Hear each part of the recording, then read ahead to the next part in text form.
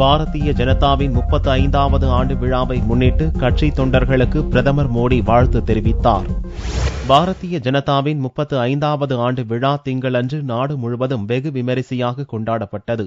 இதையொட்டி பிரதமர் மோடி ட்விட்டர் மூலம் பாரதிய ஜனதா தொண்டர்களுக்கும் நலம் விரும்பிகளுக்கும் வாழ்த்து தெரிவித்துள்ளார். நாட்டுக்காக உயிரை நீத்த தன்னலமற்ற தொண்டர்களின் கடும் உழைப்பு, தீவிர முயற்சிகளின் காரணமாக பாரதிய ஜனதா மிகப்பெரிய அளவுக்கு வளர்ச்சி கண்டுள்ளதாகவும் மோடி பெருமிதம் தெரிவித்தார். நாட்டு மக்களின் விருப்பங்களை பூர்த்தி செய்வதற்கும் இந்தியாவை வலிமையான வளர்ந்த நாடாக உருவாக்குவதற்கும் தேவையான அனைத்து விதமான முயற்சிகளையும் பாரதிய ஜனதா மேற்கொள்ளும் எனவும் ட்விட்டர் மூலம் மோடி உறுதியளித்துள்ளார்.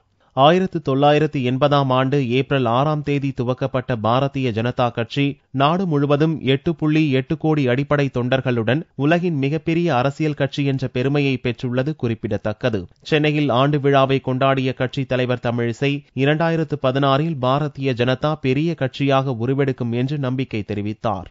பாரதிய ஜனதா கட்சியின் தொண்டர்கள் அத்தனை பேருக்கும் எங்களது ஸ்தாபன தின நல்வாழ்த்துக்களை தெரிவித்துக் கொள்கிறோம்.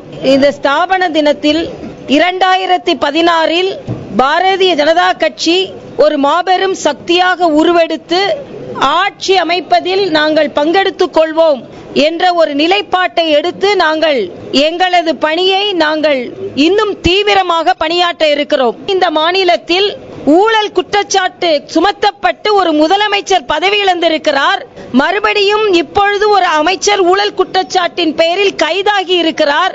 ஆக இந்த நிலைப்பாட்டில் இந்த வழக்கினால் இந்தியா நமது தமிழகத்தின் மரியாதை அகில இந்திய அளவில் மிகுந்த தலைகுனிவை தமிழகத்திற்கு அதிமுக அரசு ஏற்படுத்தி இருக்கிறது. மிகுந்த மனவேதனை அளிக்கிறது. அது மட்டுமல்ல, இன்றைய ஆட்சியில் நேர்மையான அதிகாரிகள் யாரும் சுதந்திரமாக செயல்பட முடியாத நிலை நிலவிக் கொண்டிருக்கிறது. தமிழகத்தில் ஊழல் மலிந்து விட்டதாகவும் நேர்மையான அதிகாரிகள் பணியாற்ற முடியவில்லை என்றும் தமிழிசை தெரிவித்தார்.